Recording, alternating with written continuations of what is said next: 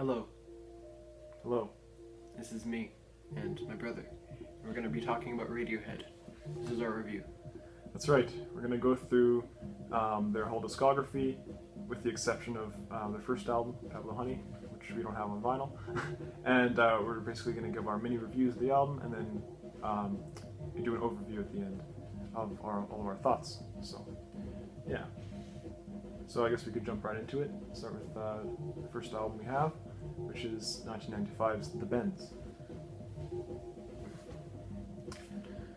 So, what do you think of this album? I think it's kind of underrated.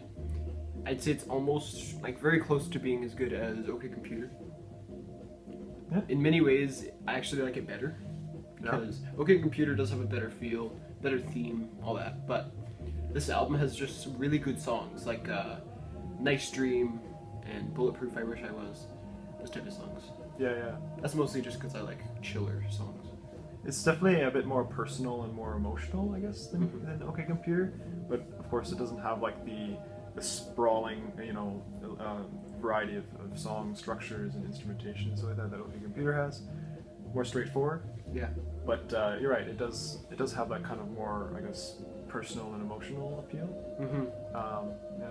And also the huge leap between Pablo Honey, which is a pretty bad album, to this, which is like quite amazing, especially for that time. That's pretty big. Yeah, actually, I think almost the jump between Pablo Honey and The Bends is almost bigger than the jump between The Bends and OK Computer. Yeah, in like some ways. this album was the impetus to their amazing band. Basically, yeah. I'd say it was their first like really great album, and yeah. I guess some of my favorite tracks. You mentioned Nice Dream and Bulletproof, but I would probably mention some other ones like Planet Telex and yes. Just in My Iron Lung, and of course Street Spirit, which is actually I did a little ranking of my top 25 like of all time Radiohead songs, and while The Bends is not one of my favorite albums by them, Street Spirit came in second. That's one of my favorite tracks. So yeah, I think it really has that to go for it. And also, people don't really mention this a lot, but Black Star is also a really incredible track, I think. Yeah. You agree with that? Yeah. So yeah, definitely like their most like straightforward rock album aside from Pablo Honey, but they really kind of mastered that kind of genre, I guess, in this album before moving on to something a lot more, I guess, progressive and forward-thinking. Yeah. And accessibility-wise, this album is very accessible. Yeah, I think I liked this one immediately when I listened to it. Yeah. It took, I think, 3 listens for me to like it all. Yeah. So. Yeah, and it also really flows well together, I'd say, as well. Yeah. Maybe not as well as some of their later albums, but yeah, it's definitely like something you can put on and listen to the whole way through. Yeah. So. Okay, so I want to introduce the next album then. Sure. Which one is that? Oh, yes, of course. Yes, so 1997's OK Computer, which you already have mentioned. So I guess I'll do the introduction for this one. So this basically was their, I guess, magnum opus, as many people would call it. It got rave reviews when it came out, and the Bends actually didn't get a whole bunch of publicity, and the band was almost dismissed still because of their fame, I guess, from Creep. And so the Bends kind of passed unnoticed by the masses, but noticed by critics. But this one was, noticed by the critics and the masses, and won them a lot of awards and topped the charts, I'm very sure, in both the US and UK. So, yeah, and it's still regarded as being the best album by many. I think both of us would probably disagree with that. Yeah. Like, I think it's easily one of their best, but I think we each have our own personal I'd rank favorites. it 3rd. Yeah, I'd probably rank it about 2nd or 3rd as well. So, but it is an awesome album. Yeah. And as we were saying, like, it has a very awesome flow throughout the entire album. It's something you can put on from the beginning and just listen to straight to the end, and it's very interesting the whole way through. So. Also, this album has a very good mix to it, because, not mix as in how it sounds, but mix as in it's very inaccessible in ways, and it's very experimental. Yet you can like it right away because it's still rock. Yeah, it's still a rock album. There's still verses and choruses. Yeah, and so but they're a little more obscured, I guess. That's why this album is one of the albums that I think you should start with if you're gonna start listening to Radiohead. And because many people call it their best too, so it's best to dive into it so you can kind of hear why. But it's very accessible, so you can like listen to it and you can experience really experimental music, but you can still enjoy it with one of your first listens. So. Yeah, exactly. I remember this was the first album I listened to by the band, and I remember it kind of going over my head the first many listens, but gradually kind of the songs really grow on you to the point where I really just could appreciate all of it, and I still listen to it a lot, and it's still really enjoyable just like those first few times. Oh yeah, and this album you don't get over.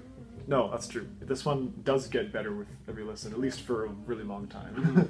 So what are your favorite tracks on it, would you say? I'd say probably Subterranean Homesick Alien, Exit Music, Karma Police, No Surprises. Oh, and Climbing Up the Walls, definitely.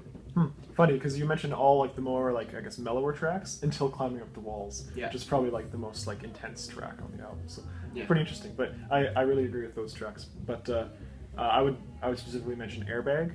Airbag has really grown to be my favorite song on the album. So and that's because I really overlooked it the first many times, almost the first year I was into Radiohead, and then later on I kind of just realized, wow, this song has so much depth to it, so much complexity. And, none of us mentioned Paranoid Android though. No. Amazing track, but I have to say I have kind of learned to appreciate the other ones a bit more than it. Yeah.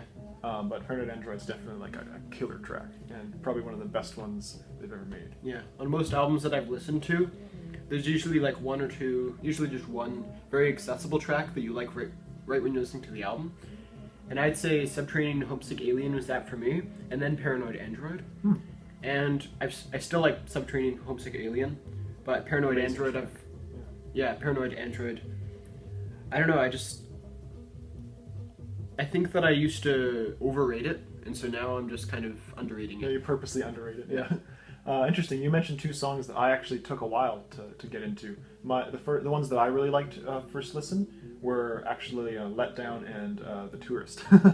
So yeah, The Tourist I loved immediately because the music I was kind of into before this album was more verse-chorus stuff with a lot of dynamics, and so that one really caught my ear.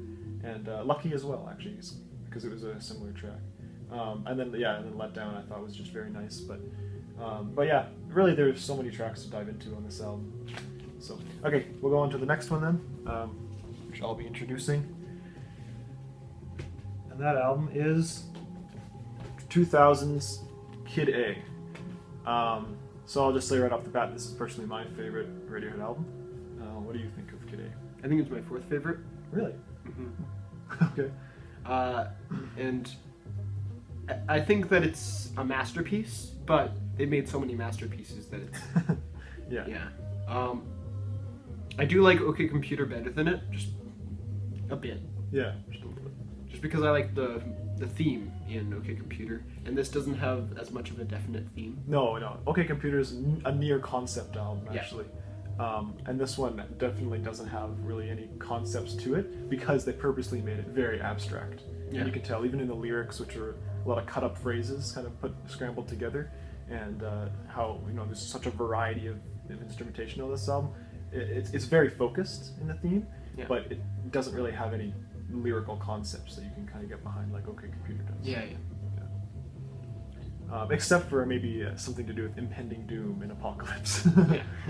Especially if you look at the lyrics of like the national anthem or Idiotech. Which I was going to mention are probably two of my favorite tracks on this album, along with Everything in Its Right Place and How to Disappear Completely, which, when I ranked them all, was my favorite Radiohead song. So. I'm going to bring up another album just to compare. Might as well talk to them at the same time. This is my second favorite album. Yeah. And I really think that this Morning is Amnesiac, Bell, by the way. Yeah, this is Amnesiac. And Morning Bell. Oh, Morning Bell is on both albums. It's a running theme between them two, I think Morning Bell in Amnesiac is quite a bit better. Really? Just because of the feel. The feel is quite scary, and I think that fits the song quite a bit better. Because, there are lots of rattling shakers or whatever, and lots of harsh guitars in this one. It's true. On that, it's more mellow and more rock-based, and I think it fits, especially the Cut the Kids in Half lyric. Yeah. That fits this way more than this. So. Yeah, actually, I don't know. I can't agree with you on that. Morning Bell on this album is better, but I do agree that it has like a maybe more stronger theme that does fit the song a bit better because it does kind of jolt in at the beginning, and it has those like very clanging, harsh chords, and then the really awesome change for the cuts and kids and the kids in half part, which I think works better on this version. Yeah, it does. But I really have to say I like the Kid A version better still because of the percussion. And because of that kind of post-rocky build-up at the end, so. I also, in the Kid A version, I really like the ambient sounds in the background at the end. The kind of squealing guitar at the end is really cool, and the vocal chant, I guess, that's going on with Tom York saying, which I still don't really know what he's saying. But what do you think of the accessibility of this album? Many people would say it's very inaccessible, but this was the album that actually got me into the band. I listened to OK Computer first, but this is the one that really caught my ear, and I thought this band is awesome. So this one actually, for me, was very high in accessibility. But yeah, for me, I really liked some of the songs, and I didn't like the others. Like the others just kind of went over my head. Yeah. And so it took you a while to get into it? But now I think it's equal. Yeah. Okay. Well, anyway, moving on to what we already kind of brought up, which was Amnesiac. Yes. Which you can bring up. So Amnesiac was released, I think, about 6 months after Kid A, pretty soon after, and was songs from the same recording sessions. Very fruitful recording sessions. Yeah. So, and I honestly think that that's the best period of their catalog, was the Kid A Amnesiac and the B-sides that came from those. Like, those are my favorite tracks by the band released. So, yeah. So you said you like this one better than Kid A? Yeah. Your second favorite album? Yeah. Okay. So why would you say that? I like the feel quite a bit more, and although Poke Pole Revolving Doors kind of makes the album a bit harder to listen to. Really, I think that's one of the more interesting tracks on the album. I just think it's harder to listen to because you're, like, as a new listener, I'm not a new listener. Oh, yeah, okay. But you're listening to the album and it's like, oh, I want to skip this song because it's very abrasive. And that kind of hurts the album at the beginning, but later on it helps. Yeah. So there are a few pretty abrasive tracks, I guess, on the album. Almost Dollars and Cents is. Almost Life in a Glass House is kind of abrasive because there's so much going on. And and Hunting Bears a little bit too. Yeah. So it kind of has a mix of abrasive and also very calm songs like the first track and I Might Be Wrong. Who's Army, yeah. And even Knives Out is pretty smooth, I guess. I wouldn't say so. Really? I'd say it's more of a rock piece. Well, it is, but it's produced so cleanly. So, I was actually going to mention for favorite tracks, Knives Out has really grown to be my favorite track on the album. I just absolutely love it. There's not much variety in the track, really. Yeah. It's a lot of the same stuff, but it's just it goes by so fast. That's what Yeah, I'd say my favorite song on the album would most likely be Dollars and Cents or the Funeral Jazz one. Life in a Glass House. Yeah, those are amazing tracks. Pyramid Song as well. Of course. Yeah. Pyramid Song is amazing. This album, I think we could both agree that it doesn't have as good of a flow as Kid A. Mm-hmm. You agree with that? Yeah. But it has great tracks that kind of make up for that bit of a lack of flow. Yeah. And also the mood is way more definite in this than it is in Kid A. Yeah, I'd say I probably agree with that. I think they both have very definite moods, though. Yeah. Kid A has this like very, I don't know, kind of like a spacey kind of like more atmospheric vibe, and this one has like a more close and claustrophobic vibe. And another reason that I think this is my favorite album is because I found that usually when the songs are less accessible, it makes it so that the tracks grow on you more, and when they grow on you more, you like them more later in the on. end. Yeah, that's right. So, and this album has grown on me a lot, and so because of that, I just think it's quite a bit better than Kid A. I think I still like Kid A quite a bit more, but I think two things that I do like more about this album is one you said it takes the songs grow on you more than the songs in Kid A to the point where you just really love a lot of these tracks, and maybe you didn't at the first when you first listened. But another thing would probably be the jazz influence on this album. Yeah, there's a lot more in there, and that's something that they did really well, I think. So. Yeah. Okay, so let's move on. This is an album that I know you haven't listened to a whole bunch, but Hail to the Thief, which was released in 2003. Basically, a little bit of background on this album. They recorded in the United States, in Los Angeles. In 14 days, right? In 14 days, yep. One song a day. And they basically went all out and just didn't didn't put a lot of harsh scrutiny to the tracks because they did that so much the last 3 albums, and they wanted to be a bit more laid back and relaxed. So they really enjoyed recording this album, and it seems like a very natural album. Raw album. Very raw, yeah. Despite having a lot of experimentation still in it. So, yeah. So you haven't listened to this album probably enough to discuss it still, right? Yeah. Yeah. Okay. So, what do you remember as being kind of your favorite tracks going into this album? I found it to be pretty equal. There were a few songs that I didn't like quite as much. I forget which those are though. But yeah, I thought it was pretty equal. Okay. I'd still say this song. Yeah, I'd say this album is about as good as the Bends. Yeah. Okay. I'd say it's comparable to the Bends. It doesn't have as much of a consistency and flow as the Bends, I'd say. No. But I think the experimentation and the huge variety of tracks you get here makes up for that and almost makes it better than the Bends for me. Yes. And a few songs that have, like the few piano songs or the songs that have piano in them, I find that those are the best just because piano is the best when it's raw. And so they really did that well. Like Sail to the Moon you're talking about? Yeah, yeah. And the Gloaming. The Gloaming. Well, yeah, it's not a piano track, but... It has piano, I think. No, you're thinking of Backdrifts, I think. Oh yeah, Backdrifts. Yeah, Backdrifts. I think that's my favorite song, actually. Backdrifts is really great, and it's kind of a precursor to 15 Step in my mind. But no, I think this track has a good balance of like more rock tracks and more electronic tracks, and it actually, despite being kind of a jumble of different styles, it works really well as a full album. I'd say in that case. So my favorite tracks are definitely, as you said, the Gloaming. I think that's an amazing electronic track that they made. Yeah. And There. Right? Great, just kind of straight rock track with a cool build to it. And then Where I End and You Begin, if you remember that one. That was maybe a bit more of an underrated track. Really cool, kind of like spacey rock track. So, yeah. All right, we can move on to the next album, which you have over there. Rainbows. So, In Rainbows is kind of the first album they released as an independent rock band, without a record label. And yeah, a lot of people I think thought that the band would break up after Hail to the Thief, and also because of Tom York's solo album, The Eraser, that came out. But they came out with this album and kind of blew everyone's minds. So didn't they release it for? They released it. You Can Pay What You Want. That's right. Yeah, and apparently they made more money off that album than they did with Hail to the Thief. Although I'm very sure they didn't care about the financial cost of it. That's why they released it. But I think the main reason is I think the main reason that they got more money on this than they did the other album is because on this, the record label didn't take away a lot of the money. That's right. Yeah, it went straight to the band, basically. Exactly. Yeah. So, but anyway, enough with that part of the album. Let's get to the kind of the music of it. So, I think that this is one of their best albums they've ever released. Do you share the same sentiments?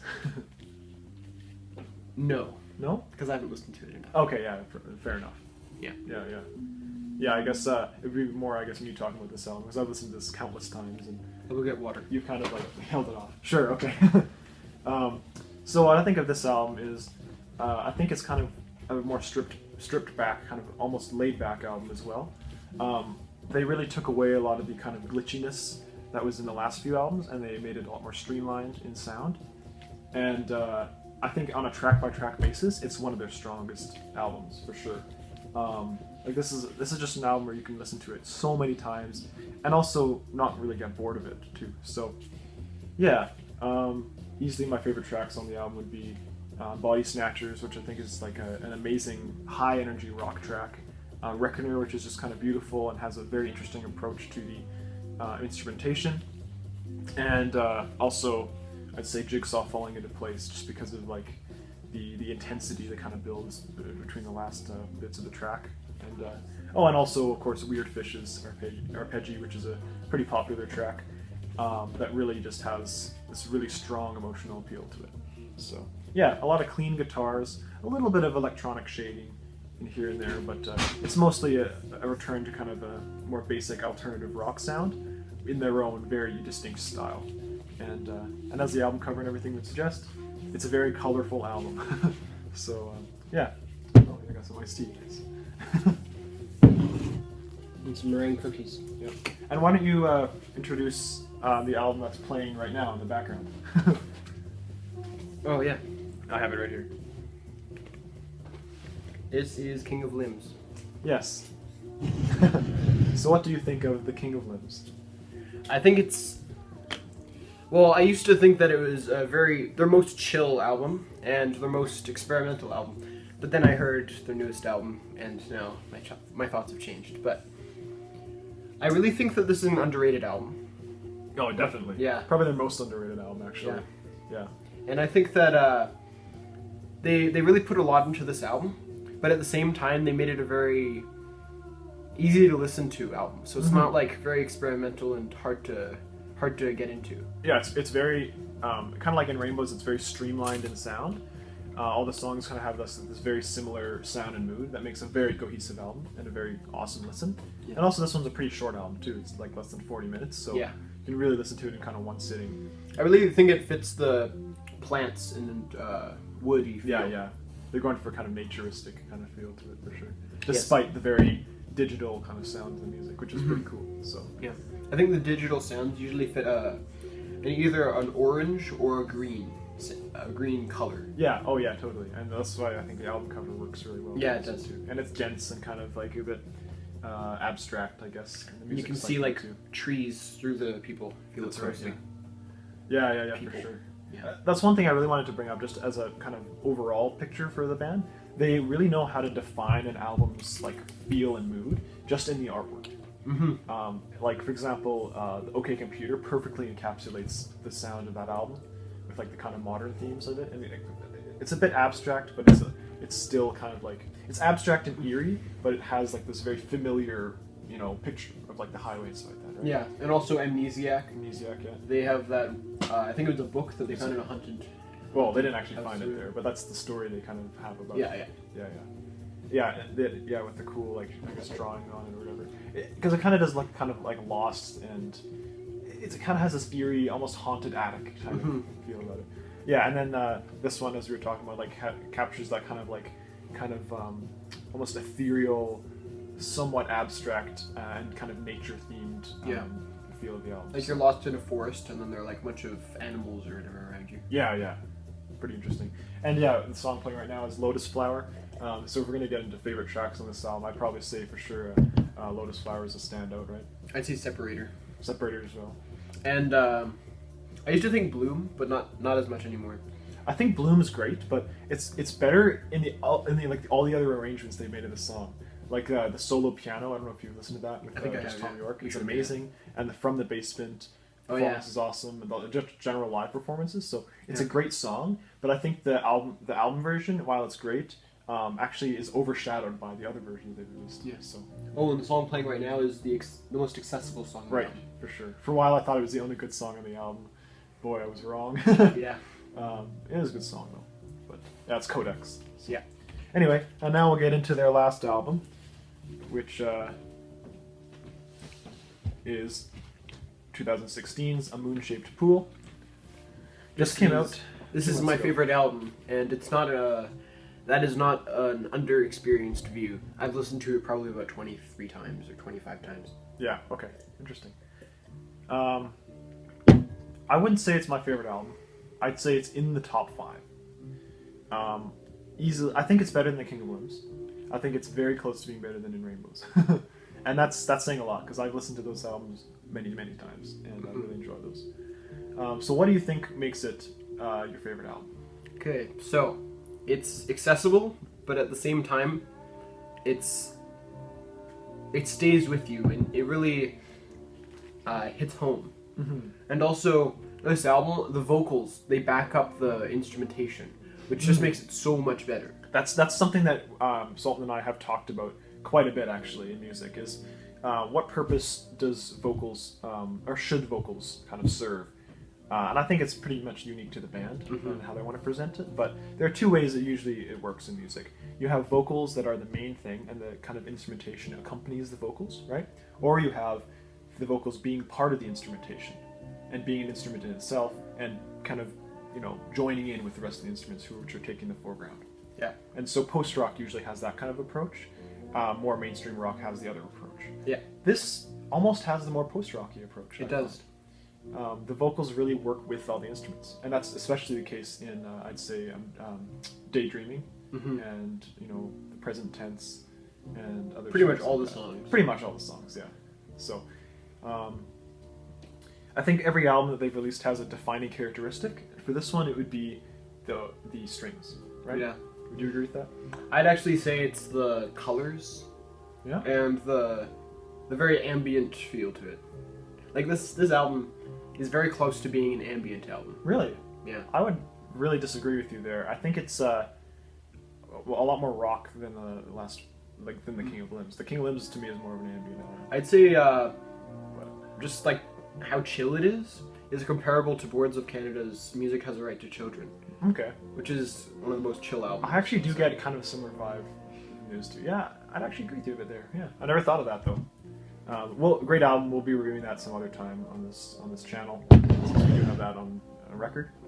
Yes. So, anyway, but yeah, what are your favorite tracks on this album?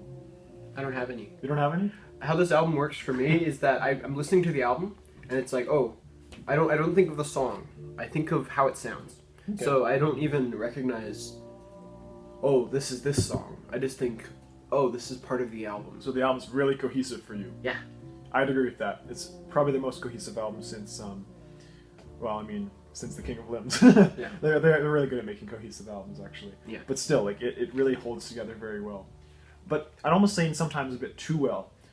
When I listen to this album, I often kind of feel near the end like I've listened to kind of those tracks already. You know what I mean? That's what I love about it. Yeah. Plus, there's such a nostalgic feeling of being like, oh, I listened to this last time, and I just had the same experience, which is an amazing experience.